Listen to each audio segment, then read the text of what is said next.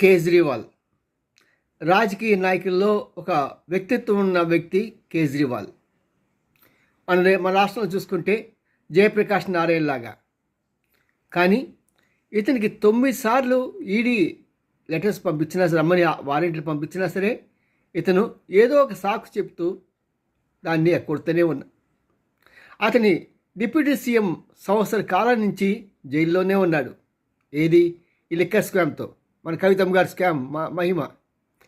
మరి కవితను చూసిన తర్వాత, కవితమ్మకి ఇస్తున్న ట్రీట్మెంట్ తర్వాత, కవితమ్మకి ఇస్తున్న థర్డ్ డిగ్రీ దెబ్బలు, అరుపులు, కేకలు, బహుశా ఆయన ఢిల్లీలో ఉంటాడు కాబట్టి ఆయనకి వినిపించి ఉంటాయేమో.